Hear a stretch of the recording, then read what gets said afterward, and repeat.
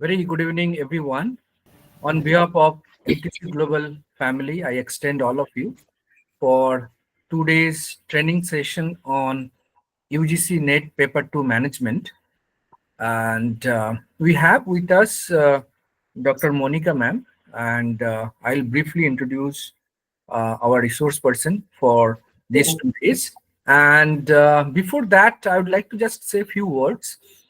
This is the first time, we have taken up a training session on competitive exams. In fact, we have more than 30,000 professional members connected with MTC Global family. So we thought of why not to make use of some of the expertise and arrange some training session, maybe on UGC NET or maybe on some other competitive exams based on the requirement. So that's a very humble and noble initiative on behalf of MTC Global. And this program is in collaboration with Knowledge Cafe and Career Questia.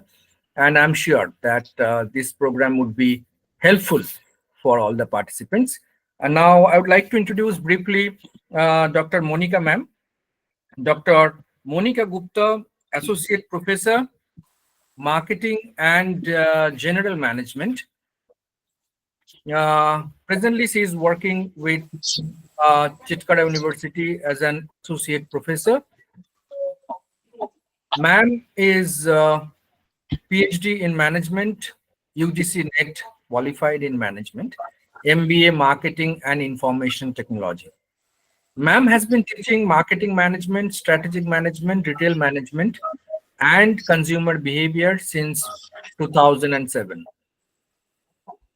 Ma'am has published 26 papers in Scopus, including 3 edited book publications with an international publisher, of which 2 are on neuromarketing and 1 on waste management.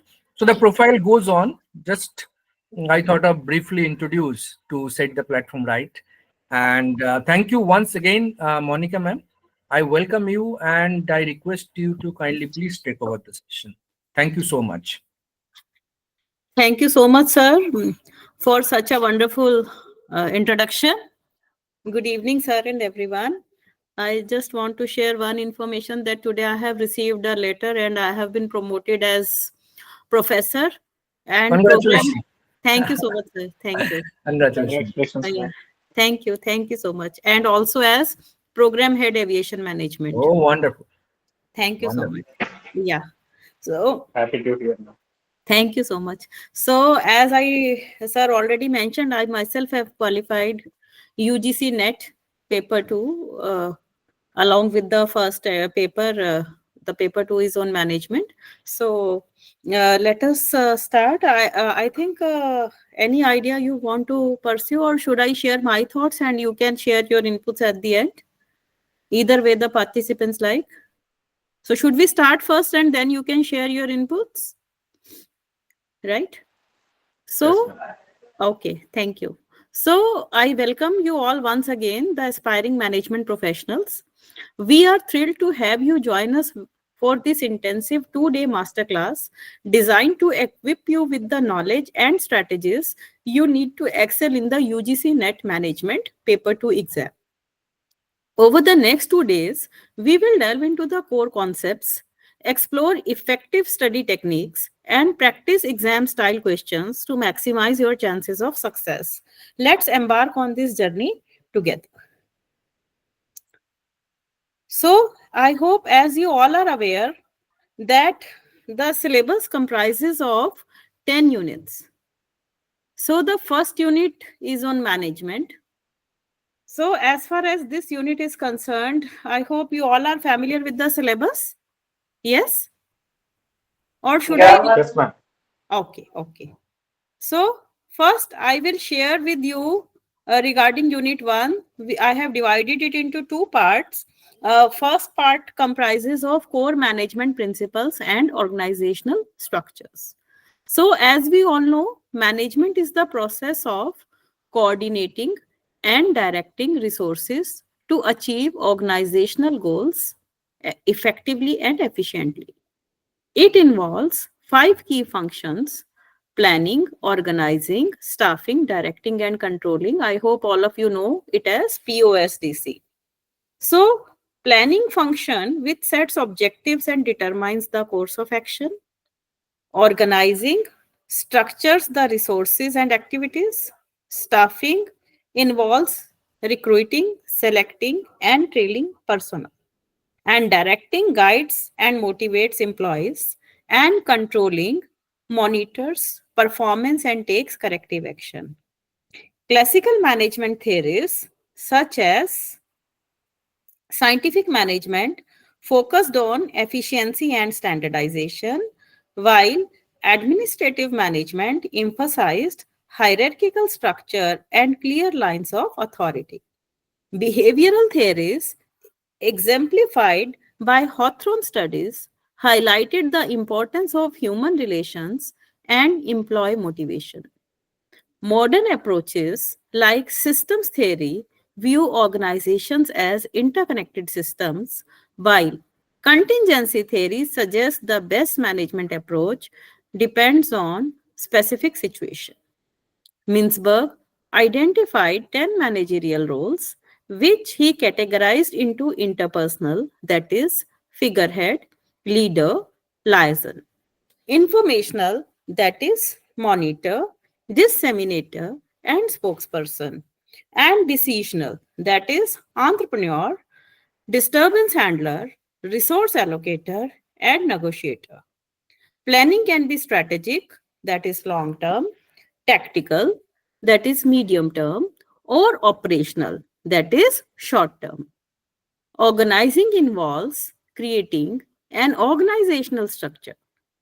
Functional structures group activities by function, divisional structures by product or region, matrix structures combine functional and divisional structures, and network structures connect independent entities.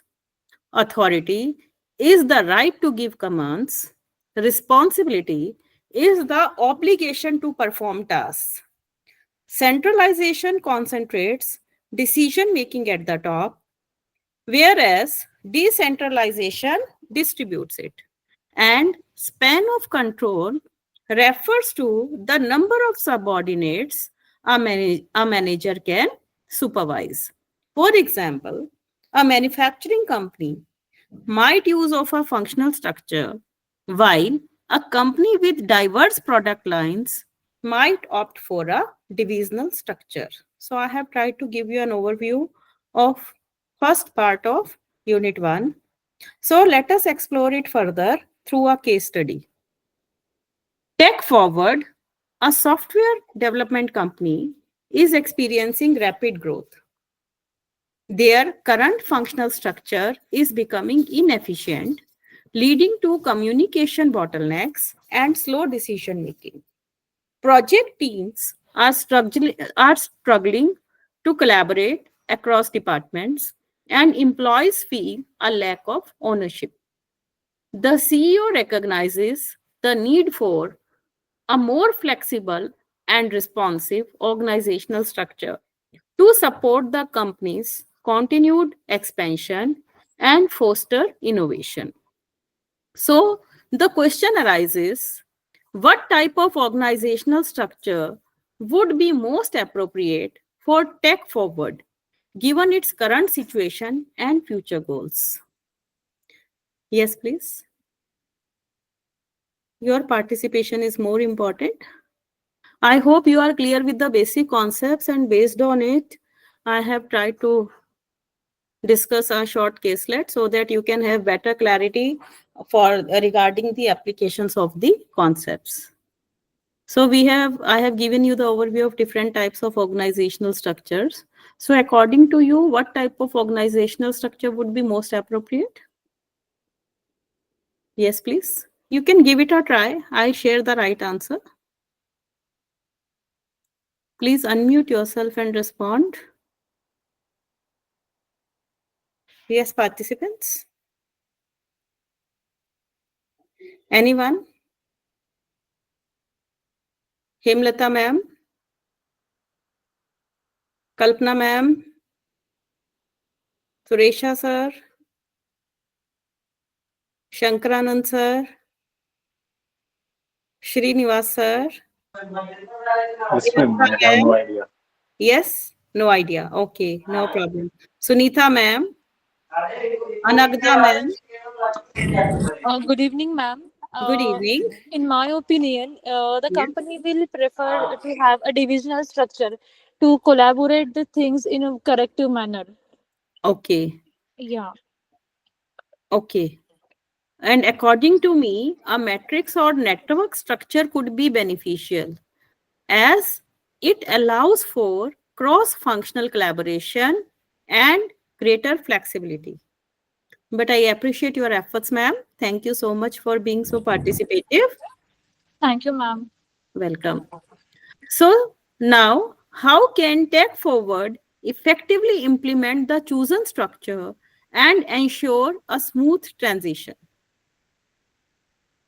Yes, please. How can company effectively implement the chosen structure and ensure a smooth transition? What is most more important in a structure that the company has adopted? What is required among employees? Yes, ma'am. Planning and proper planning and the Coordination. execution, coordination. Okay. Okay. What Yeah, else? Beginning with C. Apart from all these, Coordination. what else? Communication. Very right, sir. Clear communication of the new structure, training for employees on their roles and responsibilities, and a phased implementation approach. I hope with case studies you can get more clarity on the implementation of the concepts. Okay, Yes. now thank you so much. Which of the following is not a function of management? Planning, budgeting, organizing, and controlling. Budgeting. Budgeting, ma'am. Very right. It is budgeting, B. ma'am. Yes, B, budgeting. Very right. The Hawthorne studies emphasize the importance of efficiency, human relations, hierarchy, or standardization. Human Yes, relations. Human relations, ma'am. Is it human correct? relations? Right. It is B, human relations. A metric structure combines functional and divisional structures, centralization and decentralization, formal and informal communication, or strategic and operational planning. Centralization and decentralization. Okay, Functional anyone else? divisional structures. Yes, very right, ma'am. It is functional and divisional structures. But I appreciate all of you are participating so actively. Please continue the spirit. Span of control refers to the number of managers in an organization, the number of subordinates a manager can supervise, the hierarchical level of a manager, or the area of responsibility of a manager. The number of B, subordinates madam. a manager can supervise. B, Very the right. number of subordinates of a manager. Yes. Span of control means the number of subordinates a manager can supervise. It is B. Very right. Now, which management theory suggests that there is no one best way to manage and the most effective approach depends on the situation? Classical theory, behavioral theory, systems theory, or contingency theory? I guess behavioral theory. Okay, anyone else? Please It's give it your the time. contingency theory, ma'am. Okay, so we have two different answers. Anyone else who would like to try?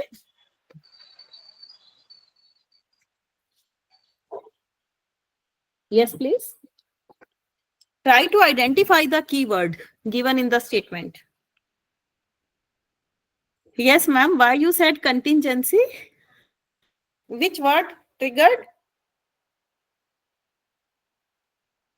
It depends on.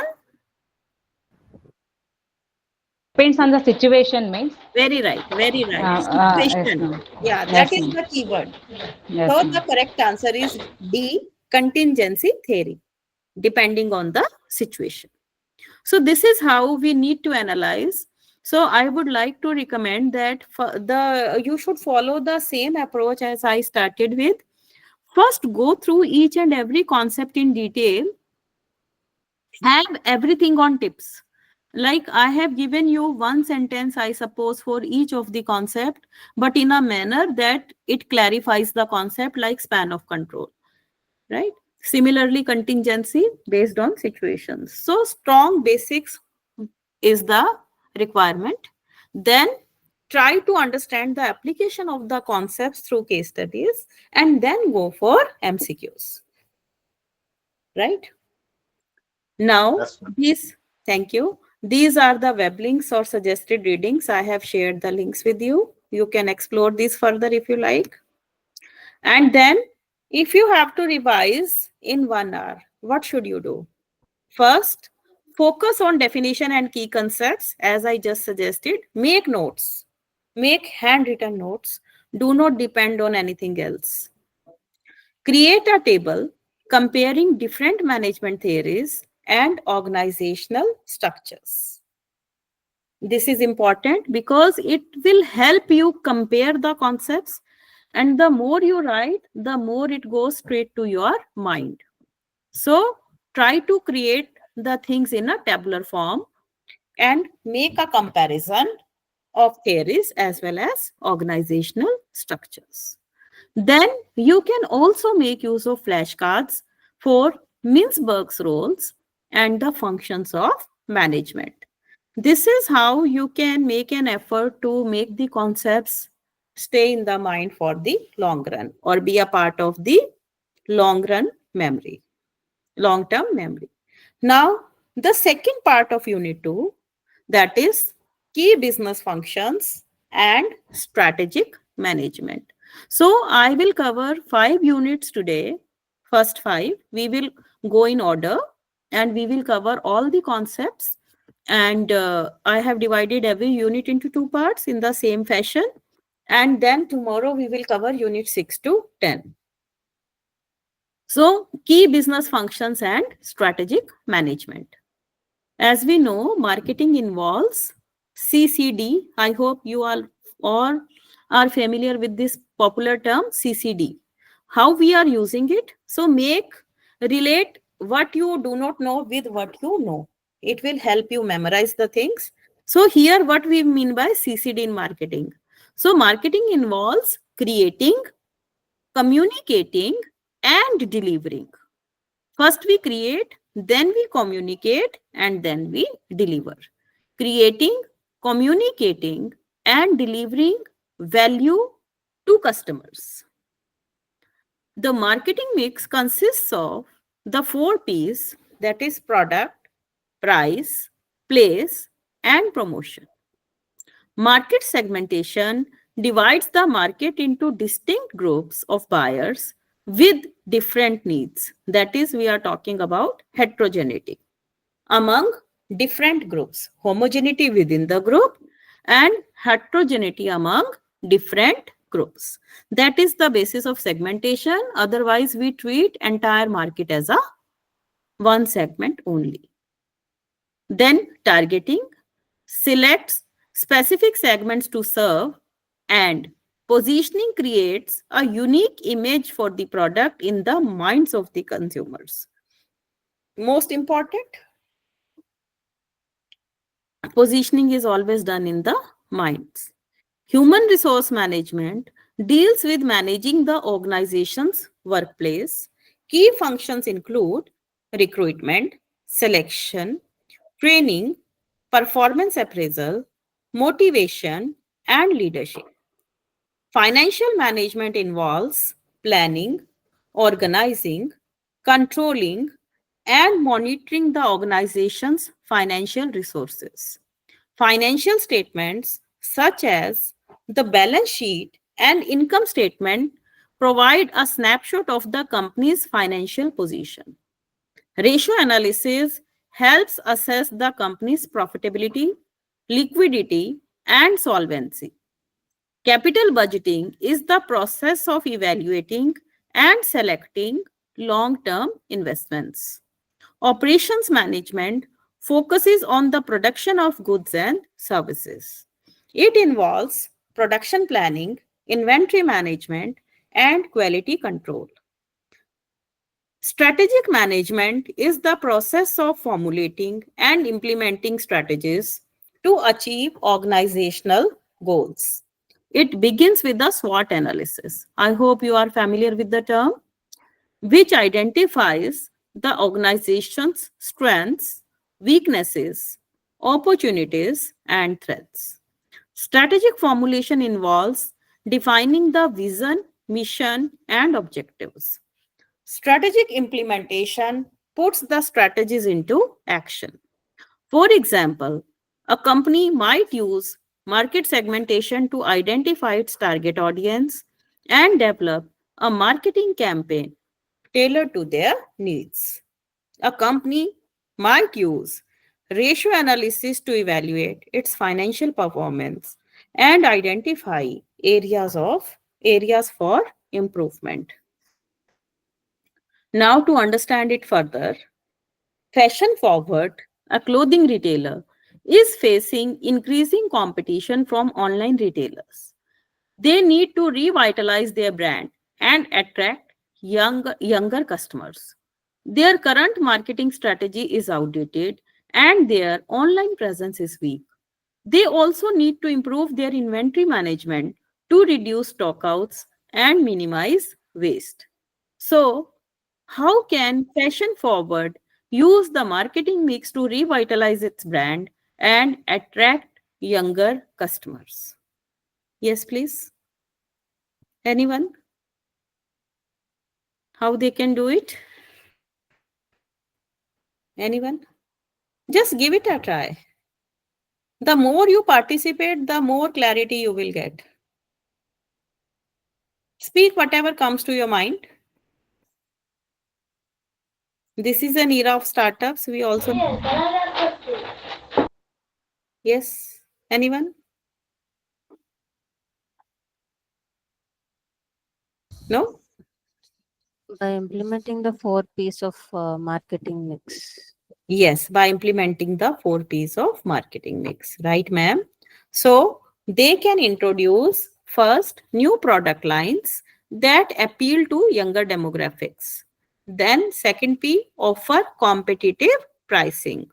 Then, third, improving their online presence and delivery options, that is, place.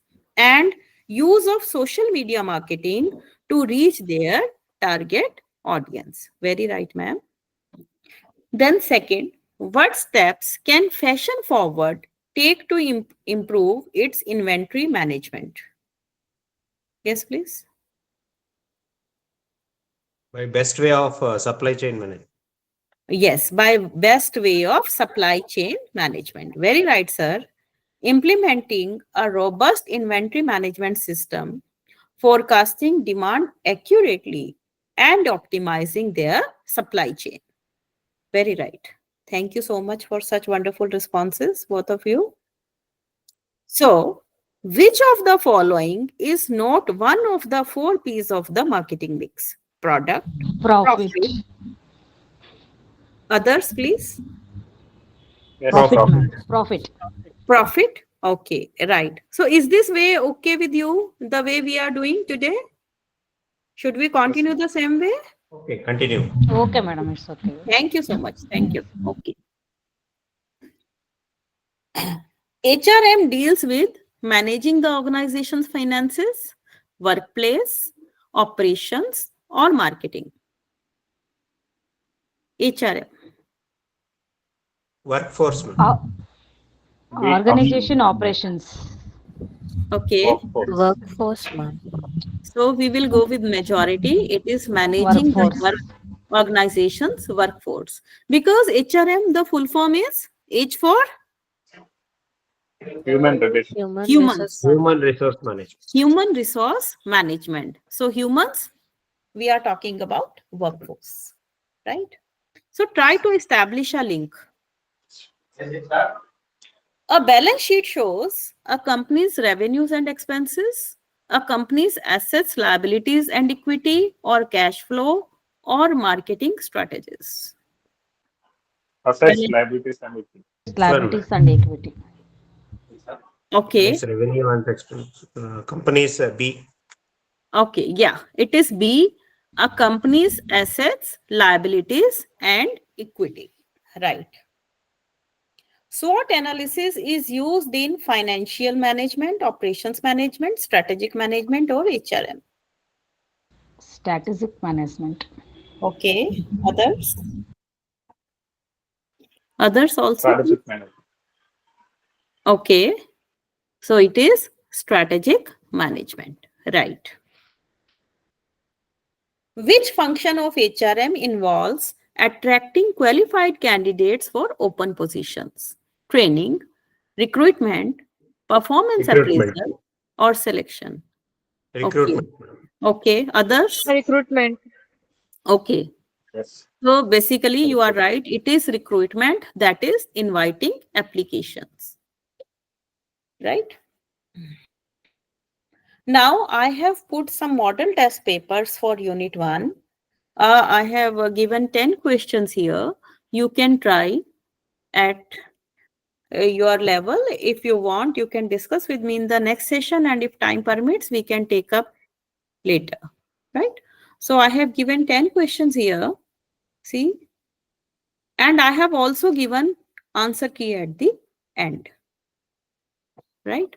So first solve it yourselves and then check your answers with the answer key. It is related to Unit 1. Now let us start with Unit 2. That we all know the syllabus is related to organizational behavior, individual behavior, group behavior, interpersonal behavior, organizational culture and climate, workforce diversity and cross-cultural organizational behavior, then emotions and stress management, organizational justice, HRM, HRP, and job analysis and related concepts. So, I have again divided it into two parts. First is foundations of organizational behavior and individual dynamics. So, we have taken the syllabus as such and we are going unit wise only. So, organizational behavior, OB studies how individuals and groups behave within the organizations. It draws from psychology, sociology, and anthropology. Early classical approaches focused on formal structures, while neoclassical emphasized human relations. Modern approaches like systems theory and contingency theory view organizations as complex, adaptive systems. Individual behavior is influenced by several factors: personality, the relatively stable set of traits that influence behavior, can be understood through theories like Big Five: openness, consciousness, extraversion, agreeableness, neuroticism, and MBTI, that is Myers-Briggs Type Indicator. Perception, the process of interpreting sensory input, is subject to errors like halo effect and selective perception. Values, deeply held beliefs about what is important and influence attitudes and behavior. Attitudes evaluate statements about people, objects, or events, have cognitive, affective, and behavioral components. Learning, a relatively permanent change in behavior due to experience, occurs through classical conditioning, that is, associating two stimuli. Operant conditioning, that is, consequences of behavior. And social learning, that is, observing others. Motivation, the driving force behind behavior, can be explained by theories like Maslow's hierarchy of needs, Herzberg's two-factor theory, and McClelland's achievement, affiliation, and power needs theory. For example, a manager might use operant conditioning by rewarding desired behaviors to increase their frequency. Now, to explore it further, Innovate Incorporation, a tech startup, is experiencing high employee turnover. Exit interviews reveal that employees feel undervalued and lack motivation. There are also clashes between team members due to differing work styles and personality types. The HR manager is tasked with improving employee morale and creating a more positive work environment. So, how can Innovate Incorporation use principles of OB to address the issues of low motivation and high turnover? Anyone? How we can address the issues of low motivation and high turnover based on principles of OB in an organization? Just give it a try. Yes, please. Which theory can help us?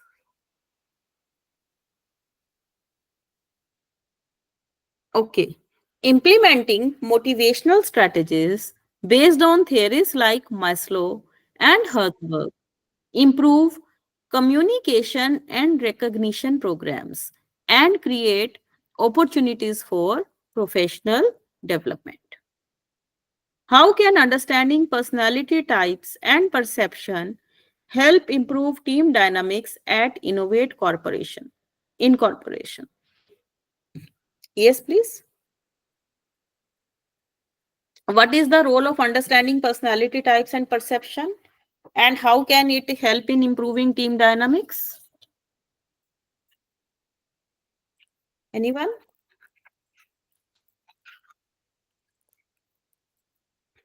Using tools like MBTI can help team members understand each other's strengths and weaknesses, promoting better communication and collaboration. Addressing perception biases can reduce conflict and improve decision making. Which of the following is not a contributing discipline to OB? Psychology, economics, sociology, or anthropology? Economics, ma'am. Economics. Right, it is economics. The big five personality traits include intelligence, consciousness, creativity, emotional intelligence. Big five personality traits. It is? B, ma'am. Conscious. Right. Yeah, it is B, consciousness.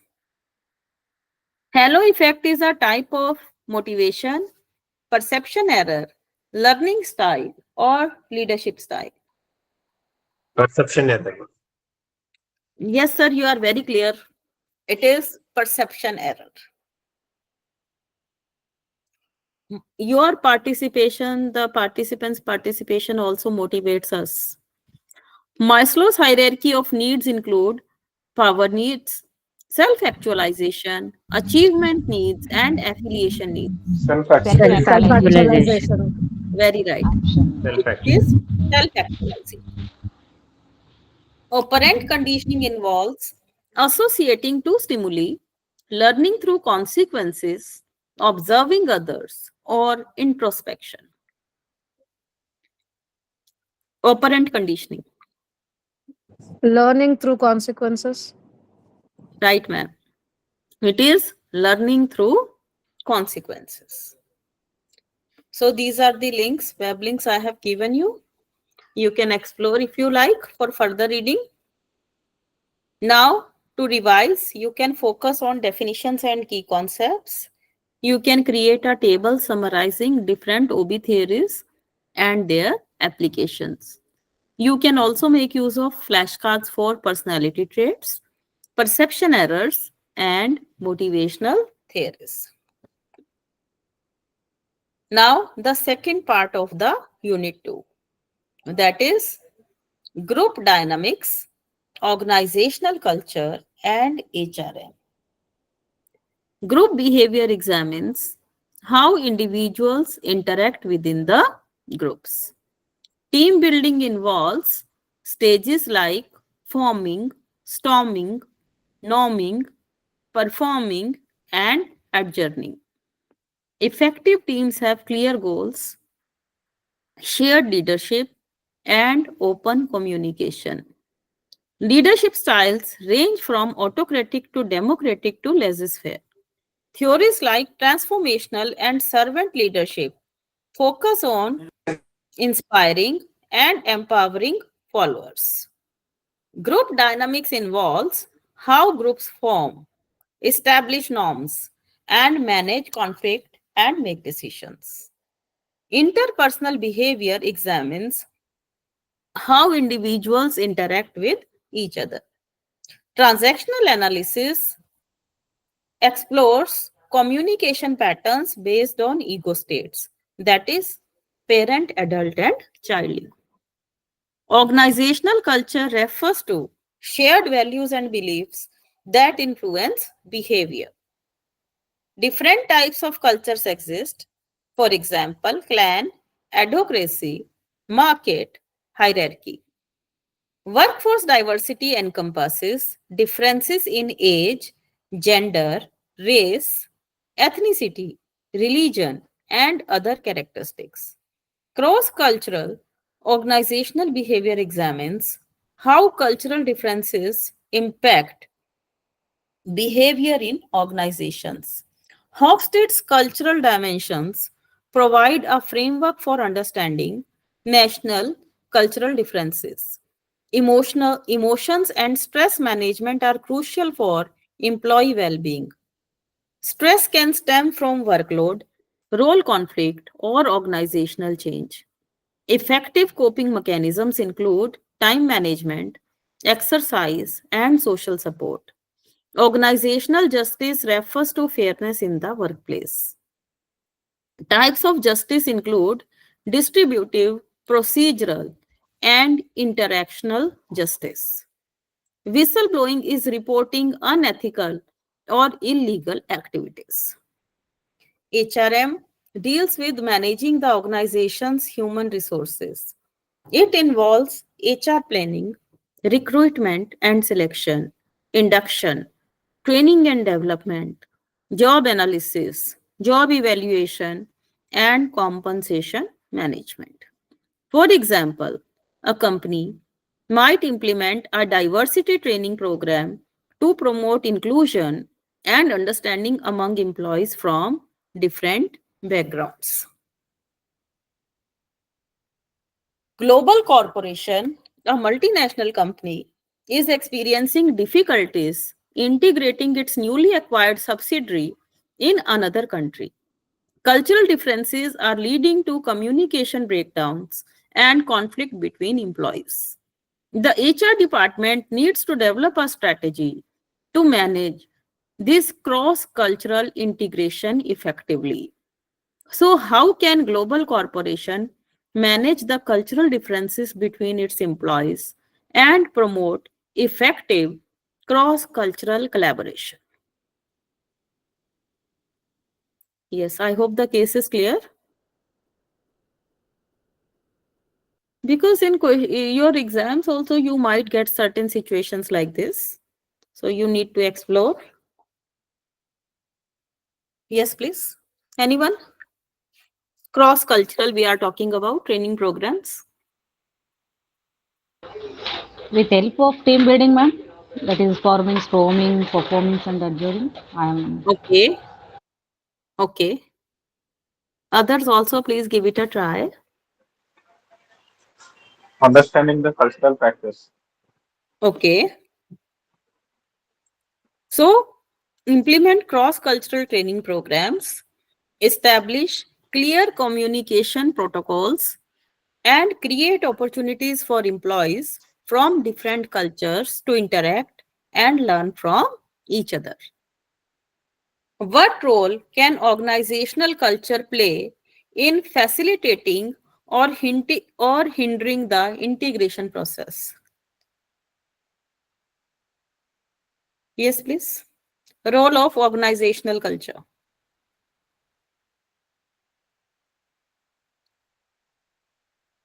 Anyone? Just give it a try.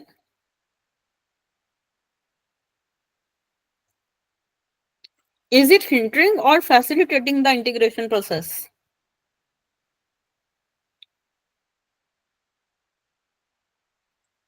Organizational culture. Is it hindering the process or facilitating the process?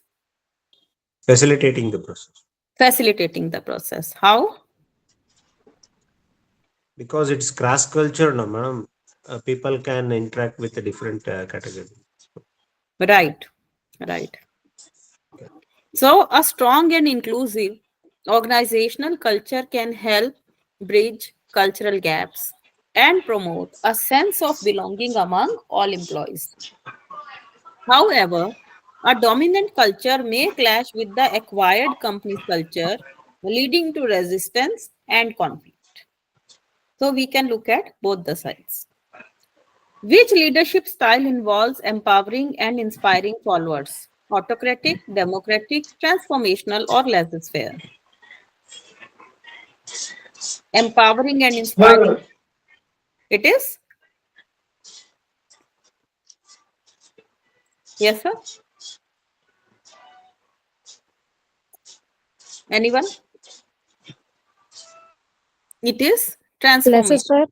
Laissez-faire. Transformational. Yeah. Hofstede's cultural dimensions include emotional intelligence, power distance, personality traits, and learning styles. Hofstede's cultural dimensions. I mentioned in the first slide of this discussion. It is B, power distance.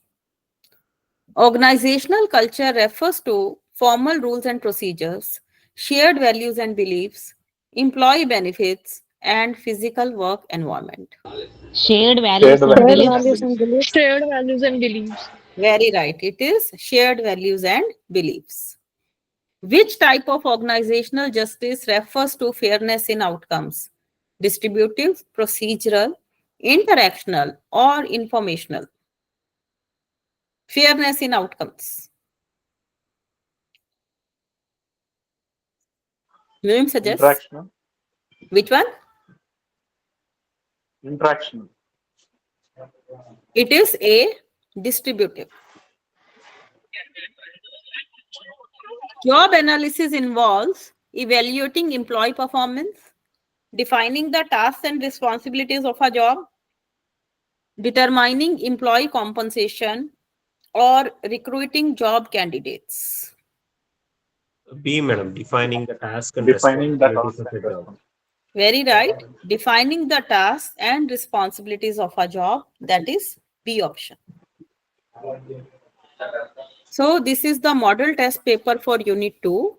Again comprising 10 questions for along with 4 options each.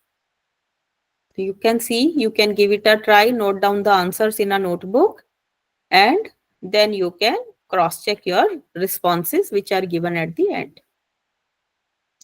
Now, let us move on to Unit 3. I think Unit 3 comprises of strategic role of HRM, competency mapping and balance scorecard, career planning and development, performance management and appraisal, organization development change, and organizational development interventions, talent management and skill development. Then employee engagement and work-life balance. Then industrial relations, that is disputes and grievance management, labor welfare and social security. Then trade union and collective bargaining.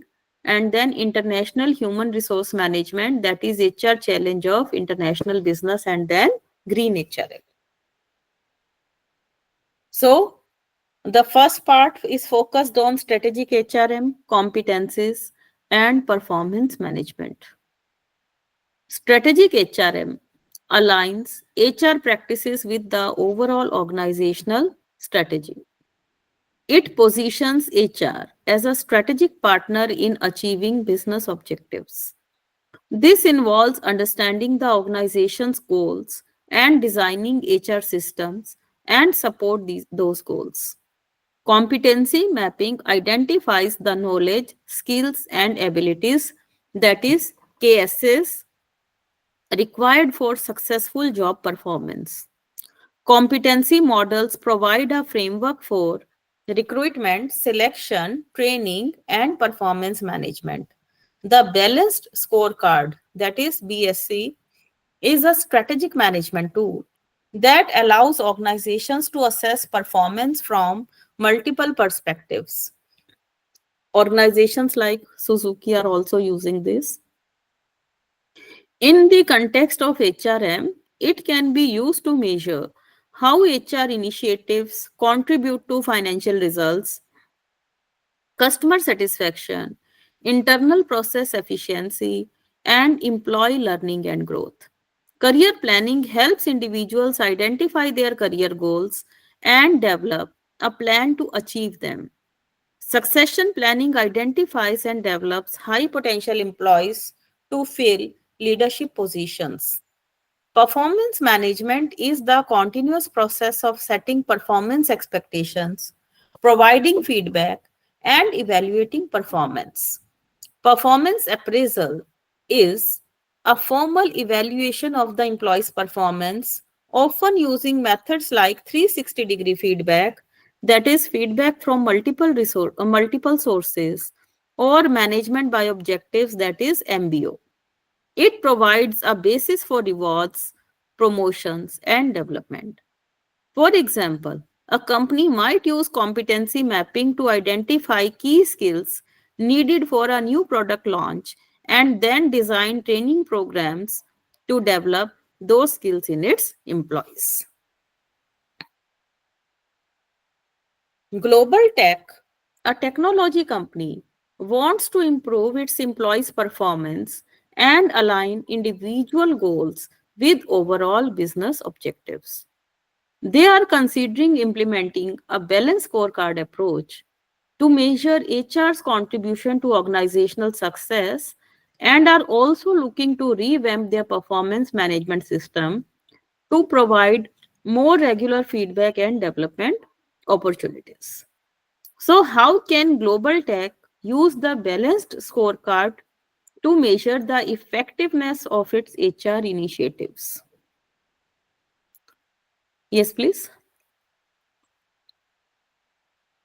Any idea, anyone? Just give it a try if you are familiar with the concept of BSc. You might have completed the course of strategic management. It is a technique related to organizational appraisal. Okay. By defining specific metrics related to each perspective of the BSc, for example, employee satisfaction for learning and growth, customer retention for customer perspective, revenue growth for financial perspective, and tracking progress over Is time. it the TQM, madam? Total quality management? Pardon? Total quality management? No, that is a different concept that is related to productions and operations. Okay, sorry. Yeah, BSc is comprising 4 dimensions. Yeah, TQM is a separate concept. It is related to production and management. What are the key considerations for defining an effective performance management system at Global Tech? Anyone? BSc technique is more like a report card. Like in schools, children get a report card. If you might have seen the report card of, say, a kindergarten, where the card is divided into different sections like reading, writing, listening, and other skills, and sports, cultural, and the student is evaluated on various parameters along with grading. And there is a total score, and it is followed by teacher remarks. Similarly, BSc balance scorecard comprises of different sections focused on different parameters. Like Maruti is evaluating using this technique to evaluate its dealerships and it is comprising, say, total of 1000 scores, for example, and it is divided into three parts: pre-sales, or you can say sales, spares, and services. Sales comprises 700 points out of 1000, spares comprises 100 points, and services comprises 200 points. And further, each parameter is divided into detailed sections and subsections. When representatives of Maruti come to visit a dealership, they inspect everything minutely, spend days there, and then evaluate them on these various parameters and then assign score. And out of the total of 1000, every dealer gets a score. Then they compare the scores of the dealers all over the country, and then they announce the best dealer award in customer satisfaction and in different categories. I hope now you can understand it better with this example. And it is different from TQM. I think it is clear now. Yes. Okay. Yes, ma'am. Yes, ma'am. Thank you. Thank you. Thank you. So what are the key considerations for designing an effective performance management system at Global Tech? So ensuring clear performance standards, providing regular feedback, linking performance to rewards, and incorporating development opportunities. Right? So I have mentioned here in the example the 4 parts of balanced scorecard, focusing on employee satisfaction, customer retention, revenue growth, that is financial perspective, right? So you can go through it in the detail, and if you want, I can show it to you in the next session. Now, strategic HRM focuses on day-to-day HR operations, aligning HR with organizational goals, employee welfare, or labor laws. B, madam. Aligning Aligning HR HR with with organizational goals. Yes, it is B, aligning Aligning HR HR. with, yes, organizational goals, right. Competency mapping identifies employee salaries, key employee competencies, training needs, or performance gaps. Competency mapping. I think it is very clear in the terminology itself. Competency. Key employee Key competencies. employee competencies. Yes. So look for clues. Read again and again, find the clue. So it is key employee competencies. Right. The balanced scorecard measures performance from which perspectives? Financial, customer, internal processes, or all of the above? All of the above. I All think of the above. right. So I'm happy now you understood the concept and you are able to reply. Succession planning focuses on employee training, developing future leaders, performance appraisal, or recruitment. Developing future leaders. Yes. And one popular case, developing future leaders, which invited controversy also later on, is of, do you remember the famous case related to succession planning? One of the top corporates in India, beginning with T. Tata. Tata. Tata Group. Tata, and dispute occurred with whom? Yes, yes. Mystery. Cyrus Yeah, Mystery. Cyrus Mistry. Very popular case of corporate governance or succession planning. Right? It is Tata and Cyrus Mistry. Cyrus Mystery. Yes. So please go through more and more cases as far as possible. 360-degree feedback involves feedback from superiors only, subordinates only, peers, superiors and subordinates, or customers only. Answer C, Peers, ma'am. superiors, and Peers, Peers, subordinates. superior, and superiors, and subordinates. Right. It is C, peers, superiors, and subordinates. 360-degree means Everyone. everyone, all around, all the stakeholders. So some web links for you if you like. Then to revise, you can focus on core concepts of strategic HRM and its link to organizational performance. Then you can create a mind map summarizing the key components of competency mapping and the balance scorecard. Review different performance Excuse me, appraisal ma'am. methods. Any Yes, question related to MBO, ma'am? yes, We can. I will share. Okay, thank Review different performance appraisal methods and their advantages and disadvantages. So we will cover up what we have planned today. If you want anything else, I will share it tomorrow, right? you. Okay, ma'am. So I'll share the questions related to MBOs also if you like, right? I'll share it tomorrow. So employee relations, talent management, and green HRM. Organizational development focuses on planned organizational change and improvement. Organizational development interventions are structured activities designed to improve organizational effectiveness. These can include team building, process consultation, and survey feedback. Talent management involves attracting, developing, and retaining top talent. It includes talent identification, development programs, and succession planning. Employee engagement refers to the level of enthusiasm and commitment employees have towards their work and the organization. Work life balance initiatives help employees manage the demands of work and personal life.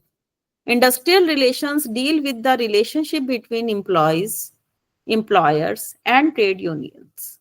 It includes dispute resolution, grievance management, labor welfare, and social security. Trade unions are organizations that represent workers' interests. Collective bargaining is the process of negotiation between employers and trade unions to determine terms and conditions of employment. International HRM addresses the HR challenges faced by multinational companies. It includes,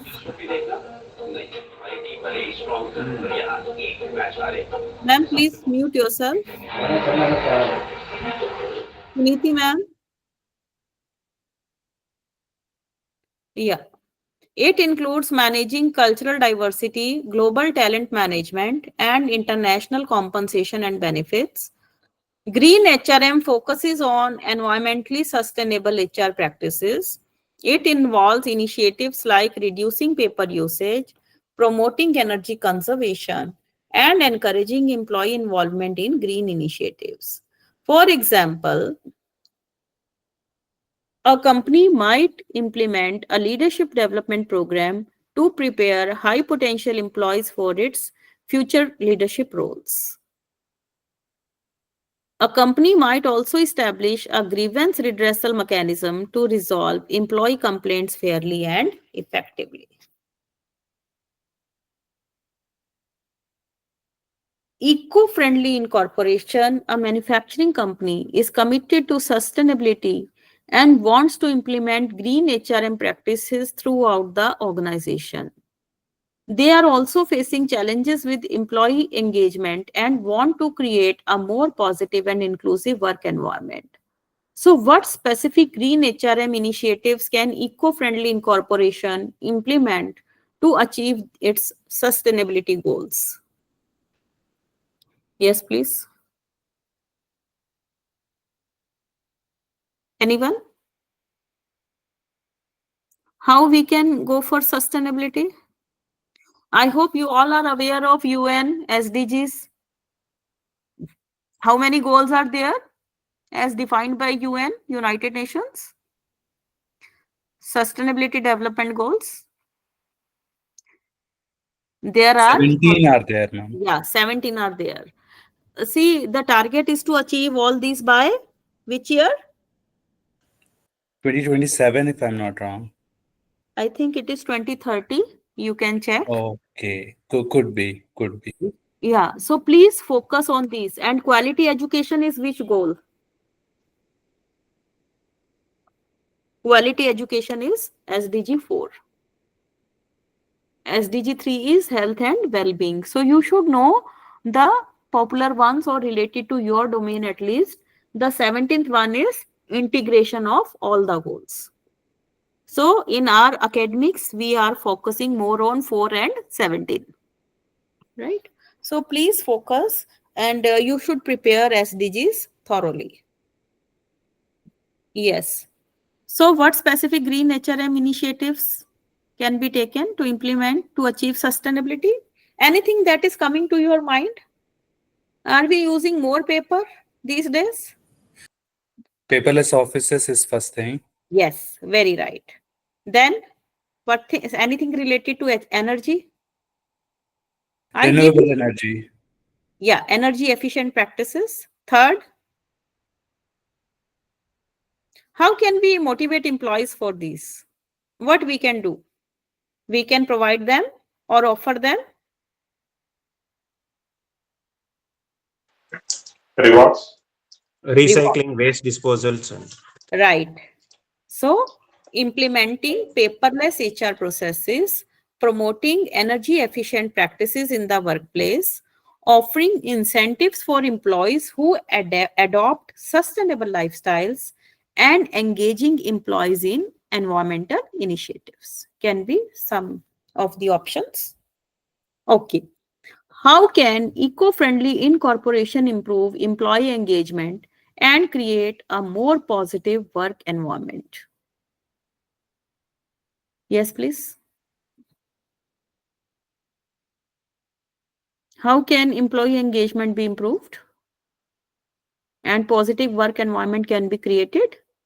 By? by e-filing. By? Please. E-filing, madam. Okay. E-filing, we can reduce the use of energies and water and Right, right. Okay. What else? What else employees of these days are looking for? Employee engagement. How can we engage them? What is the major challenge employees are facing at workplace, especially the female ones?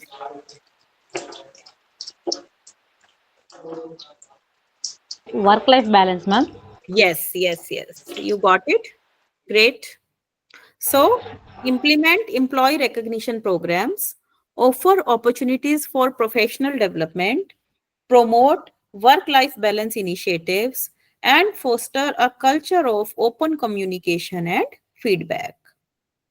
So, organization development focuses on planned organizational change, employee recruitment, financial management, or marketing strategies. A. A, right. Planned organizational change. Change. Talent management includes recruitment, development, retention, or all of this. All. All of this, ma'am. Yes. All of Right. above. All It of is B, this. all of these. Employee engagement refers to employee satisfaction, commitment, motivation, or everything. All. All of it. Motivation and Yes. all. All of the above. Yeah, it is B, all of the above. Collective bargaining involves negotiating between employers and union, employee rate training, performance appraisal, or job evaluation. A. Yeah, it is a negotiation between employers and unions. Green HRM focuses on, I think now everyone is clear. Ma'am. A. Sustainable HR practices. Yeah, this is A. sustainable HR practices. So this is the model test paper you can go through. Any other topic you want more questions, I'll provide in the next session, maybe tomorrow. So please mention, you can mention in the chat also, or you can mention in the group made by sir. One is you have told me like, that is MBO, right? Anything else if you are looking for, you can tell me. So this is the answer key for unit 3. Now let us move on to unit 4. That is related to accounting principles and standards, financial statement analysis, preparation of cost sheet, standard costing, financial management, capital structure, budgeting, and leverages. Accounting principles and standards such as GAAP, IFRS, and Indian accounting standards provide a common framework for preparing financial statements. These standards ensure consistency and comparability in financial reporting. The three primary financial statements are the balance sheet, which reports a company's assets, liabilities, and equity at a specific point of time. The income statement, which shows a company's revenues and expenses over a period of time, and the cash flow statement, which tracks the flow of cash into and out of a company during a period. Financial statement analysis involves using various tools and techniques to evaluate a company's financial performance.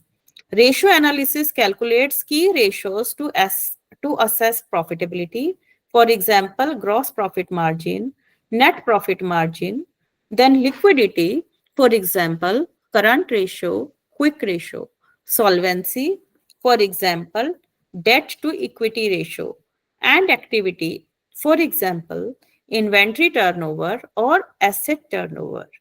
Fund flow and cash flow analysis help understand the sources and uses of funds and cash, respectively. DuPont analysis breaks down return on equity, that is ROE, into its components such as profit margin, asset turnover, and equity multiplier to identify the drivers of return on equity. For example, a company might use ratio analysis to compare its profitability to industry averages and identify areas for improvement. Retail Giant, a large retail chain, has experienced declining profitability in recent years. Management wants to understand the reasons for this decline and identify areas for improvement. They are analyzing their financial statements using ratio analysis and DuPont analysis to pinpoint the specific factors contributing to the lower profits.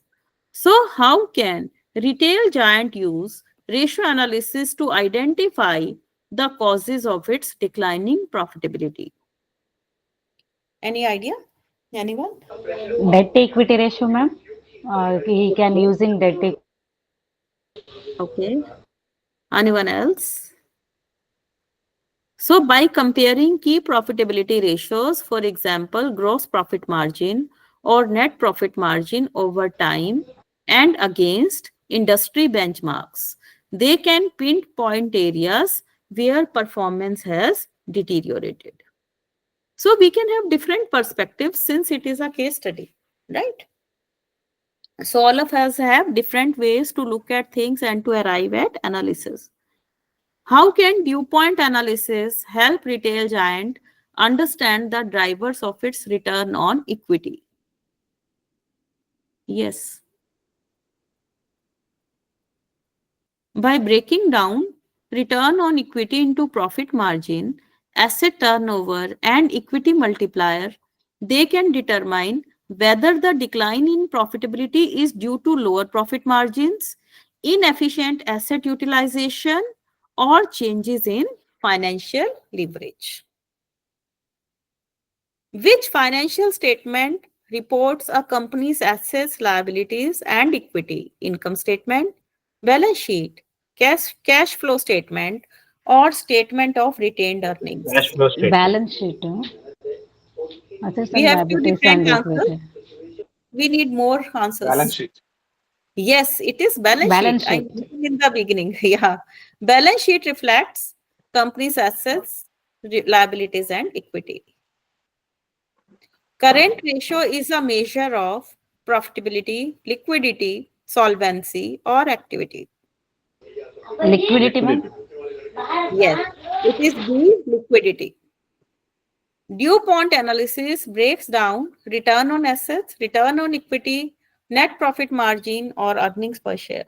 Return on equity, ma'am. Earnings per Yes, it is return on equity. We have discussed in the case itself. Which ratio measures how efficiently a company uses its assets to generate sales? Inventory turnover, debt to equity. asset turnover, debt to equity ratio, or current ratio? Debt to equity. Assets Debt to to generate equity. sales. Look for the keywords. It is Key Asset turnover. Asset turnover. yes, it is B, asset turnover. Don't miss the clues. Cash flow from operating activities include cash from sales, investing activities, financing activities, or all of the above. That all of the above, ma'am. All of the Look for the clues again. Cash flow. What we mean by flow? Madam, financial activities. Anything else? Operating Flow, activities flow, means, madam, flow. cash from sales. Cash from sales. Others Operating will activities. give it a try. Yes, like Sunita ma'am is putting in efforts. Yes, ma'am. Yes, it is cash from sales. You are able to catch the clue. Yeah. See, it is very clear cash flow from operating activities. When we are discussing operating activities, it cannot be investing. It cannot be financing. Obviously, it cannot be all of the above then. Sometimes you need to rule out the options to arrive at the correct answer, right? Because it is mentioned flow from operating. So investing will be ruled out, financing will be ruled out, automatically D option will be ruled out.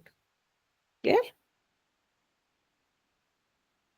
Okay, so some web links.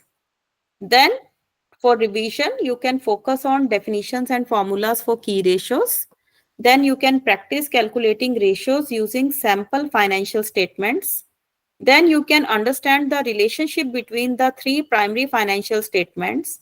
And then you can review the components of DuPont analysis and their impact on ROE. Now the second part of fourth unit, focusing on costing, budgeting, and leverage. So a cost sheet summarizes the various costs incurred in producing a product or service. Costs are classified as direct, that is directly traceable to the product, or indirect, that is overhead. Marginal costing separates cost into fixed and variable components. Break-even analysis determines the sales volume needed to cover all costs. The contribution margin is the difference between sales revenue and variable costs. Standard costing involves setting predetermined costs for materials, labor, and overhead. Variance analysis compares actual cost to standard costs and identifies the reasons for any deviations. Financial management deals with managing a company's financial resources. Key functions include investment decisions, that is allocating capital to projects, financing decisions, that is raising funds, and dividend decisions, that is distributing profits. Capital structure refers to the mix of debt and equity used to finance a company's assets. Various theories such as net income, net operating income, and Modigliani-Miller theories, that is MN theory, explain the relationship between capital structure and firm value. The weighted average cost of capital, that is WACC, is the average cost of a company's financing. Budgeting is the process of planning and contributing future revenues and expenses. Different types of budgets exist, such as master budgets, functional budgets, and flexible budgets. Zero-based budgeting requires justifying every expenditure, regardless of prior budgets. Leverage refers to the use of fixed costs to magnify returns. Operating leverage arises from fixed operating costs, while financial leverage arises from fixed financial costs, for example, interest expense. EBIT EPS analysis examines the impact of different capital structures on earnings per share. The financial break-even point is the level of EBIT at which EPS is zero. The indifference level is the level of EBIT at which the EPS is the same under two different financing plans. For example, a company might use marginal costing to determine the optimal pricing strategy for a product. Auto company, a car manufacturer, wants to optimize its capital structure and minimize its cost of capital. They are evaluating different financing options, including debt and equity, and analyzing the impact of each option on their earnings per share and overall firm value. How can auto company determine the optimal capital structure that minimizes its cost of capital? By calculating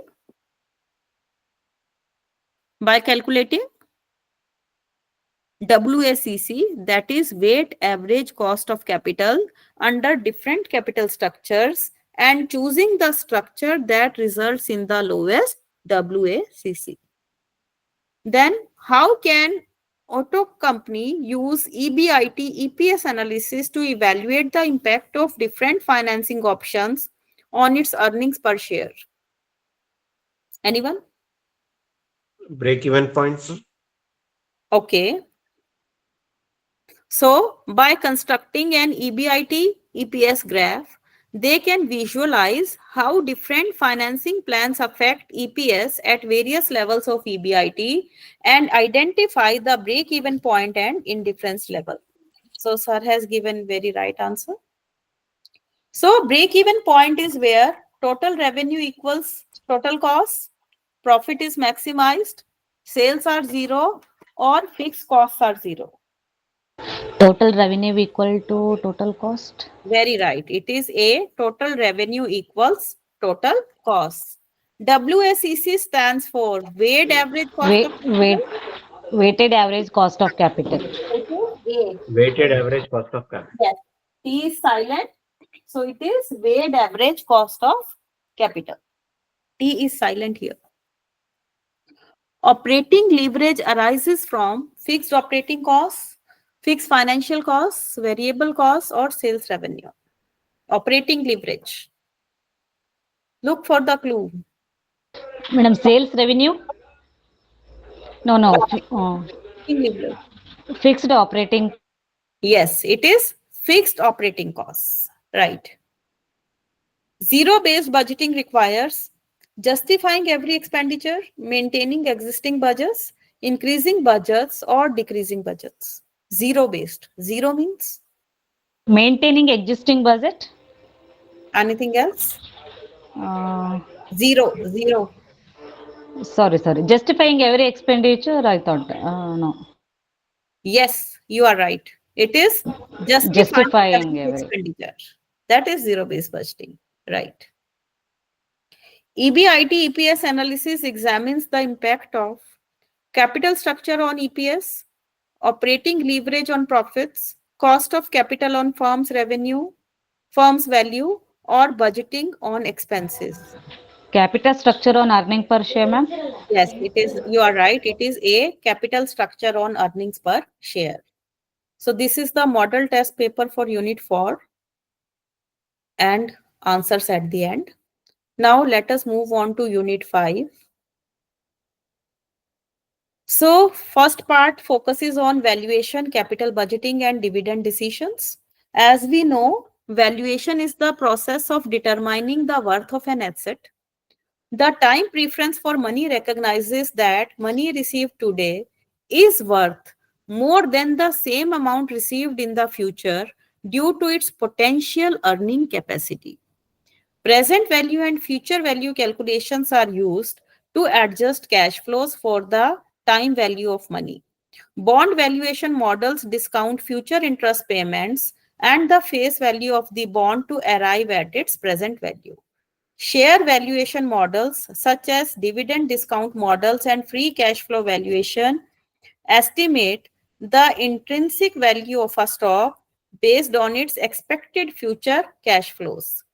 Risk refers to the possibility that actual returns will differ from expected returns. Standard deviation and beta are common measures of risk. Who is sharing what? Please stop. The capital asset pricing model, CAPM, describes the relationship between systematic risk and expected return. Capital budgeting is the process of evaluating and selecting long-term investments. Common evaluation methods include net present value, that is NPV, internal rate of return, that is IRR, payback period, and accounting rate of return, that is ARR. Risk and uncertainty analysis involves techniques like sensitivity analysis, scenario analysis, and Monte Carlo simulation to assess the impact of various factors on investment outcomes. Dividend decisions involves determining how much of a company's earnings should be distributed to shareholders as dividends and how much should be retained for reinvestment. Various theories such as Walter, Gordon, attempt to explain dividend policy and its impact on firm value. For example, a company might use NPV to evaluate the profitability of a new project, considering the time value of money and the project's risk. Green energy company is considering investing in a new solar plant.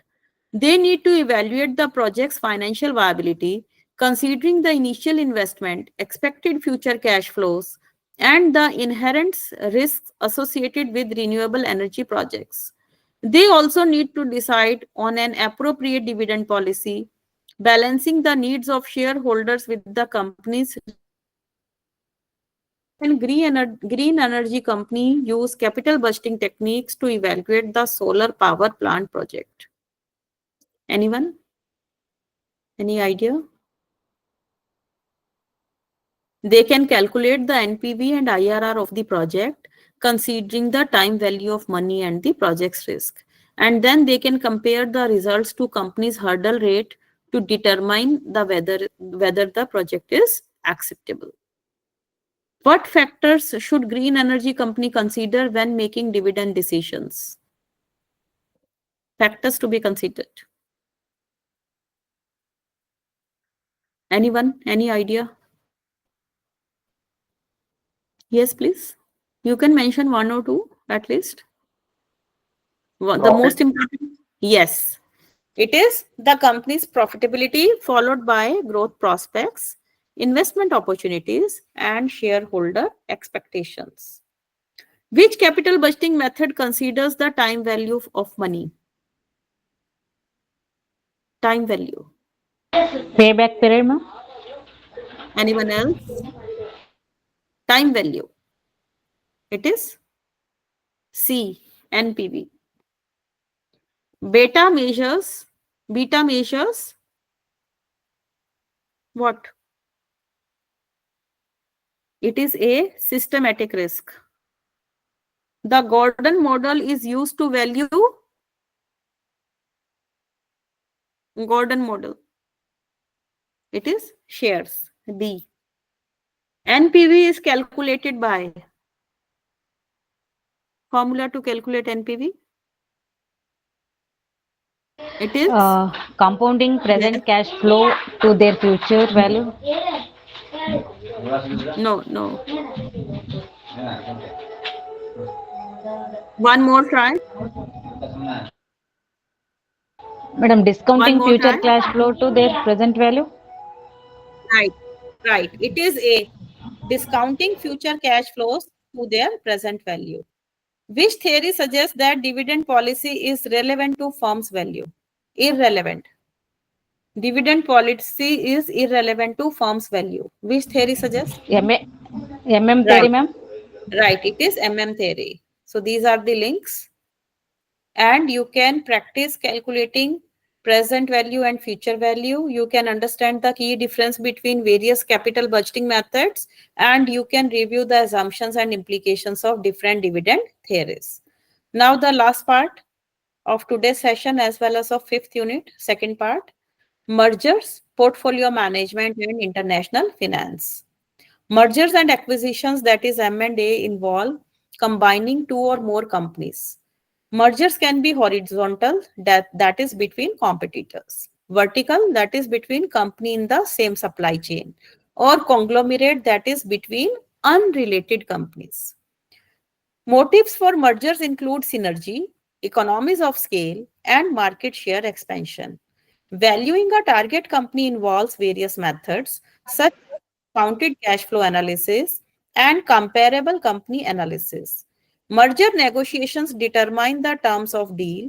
Leveraged buyouts, LBOs, involve acquiring a company using mostly borrowed funds. Takeovers can be friendly or hostile.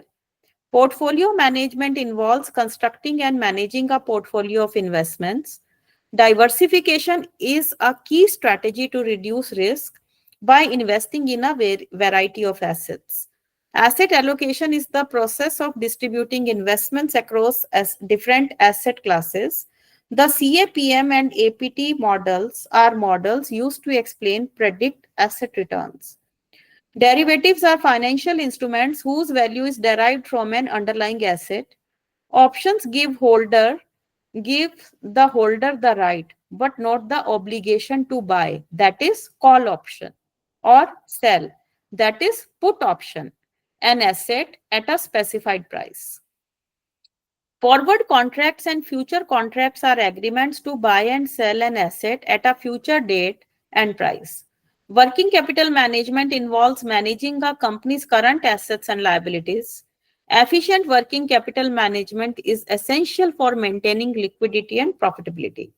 International financial management deals with financial decisions in a global context.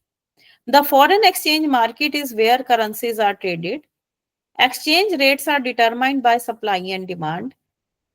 Hedging currency risk involves strategies to minimize the impact of exchange rate fluctuations on business transactions.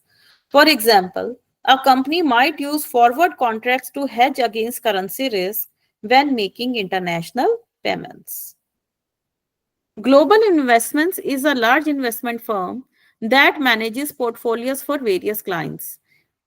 They need to make decisions about asset allocation, diversification, and risk management. They are also considering investing in derivatives to enhance portfolio returns. So, how can global investments use portfolio management principles to construct a diversified portfolio that meets its clients' risk and return objectives? Anyone? Portfolio management principles. By diversifying across different asset classes, for example, stocks, bonds, or real estate and sectors, considering the correlation between assets and using models like CAPM or APT to assess risk and return. What are the potential benefits and risk of using derivatives in portfolio management? Yes. Derivatives can be used to hedge against risk, enhance returns, and gain access to new markets. However, they can also be complex and risky, and their value can fluctuate significantly. A horizontal merger is between horizontal. Yes? Two companies in the same industry. Right, ma'am. Two companies in the same industry. Again, there is a clue. Horizontal means at the same level. Same level. Yeah. So look for clues. Every concept has a hidden thing. Diversification aims to Reduce risk. Reduce risk. reduce risk. A call option gives the holder the right to, Buy an asset. yes, buy an asset. Working capital includes, Cash, inventory, and receivables. very right, it is a cash, inventory, and receivables. Hedging currency risk involves hedging. It is, again, there is a clue. Minimize the impact of exchange rate in fluctuations. Yes, minimizing the impact of exchange rate fluctuations. We are talking about risk, we are talking about fluctuations, right? So here is the model test paper for last unit, 5th unit for today's session. And here is the answer key. Please go through these. Now, I would like to give you an action plan if you want to revise everything in 2 days only. So on first day, focus on core concepts, prioritize units where you feel less confident. I think all of you or most of you responded less in unit 4 and 5. I hope all of you will agree. Yes, ma'am. Yes. Yes, ma'am. Yes, So ma'am. please For focus, capital. please focus more on unit 4 and 5 in comparison to first three, right? Prioritize units where you feel less confident. Review definitions, key theories, and formulas. Use flashcards or mind maps. Dedicate specific time slots to each unit. On day 2, you can practice and simulate. Solve previous year question papers. Simulate exam conditions with timed practice tests. Analyze your performance. Identify weak areas and revise those specific topics. Focus on applying concepts, not just memorizing them. That is why I have given you the uh, concept of case studies. I hope this is sufficient for today. Yes, ma'am. Yes, ma'am. Thank you. Okay. Thank you so much for your patience. Thanks a lot. Over to you, sir. Thank you, ma'am. Welcome. Thank you, ma'am. Welcome. Welcome. Thank you, ma'am. So we are done with day one session. We do understand that such preparation for 2 days is really not that no great. It's a very short training program. It's a kind of mentoring for UGC NET management too. I'm sure that you need a lot of preparation. I had also cleared long time back UGC NET in management, and uh, you need preparation. You need no focus study, and there are a lot of good books are also available, okay, in the market. And previous year's question paper, definitely for last 5 years question papers you need to solve for this. And I'm sure that definitely each one of you can clear the exam. It's not no that tough as generally people we perceive that it will be very difficult, because the UGC NET, because there's a cut-off marks, that's the problem. Even if you pass, get 60%, 65, then also you may not clear, because top 10, top 15%, they have a cutoff in a different way, which is not there in case of CTET. CTET, if you get 60% marks for the teachers, okay, out of 150, 90 means you are through for general category. But here, the case is little different. There is no passing marks, only top 10 or 15%, whatever they decide every year. But I'm sure that with this kind of mentoring, and this is a kind of mentoring, that's what I said, it's not a full-fledged course, because you will have a lot of uh, coaching institute, a lot of other trainers who have months together such training programs, but that's a different mode altogether. And we thought that we have some good experts on board. Why not to take their service to mentor those who have cleared, gone through the preparation? That would be good value addition in your preparation. Thank you once again. Thank you, ma'am. So we shall catch up tomorrow at 7 o'clock. Thank Thank you, you so sir. much, sir, and Thank you for everyone. arranging such a Thank wonderful you, session. everyone. Thank you, everyone. Good night. See you. Bye bye. Take care. Right. Good night.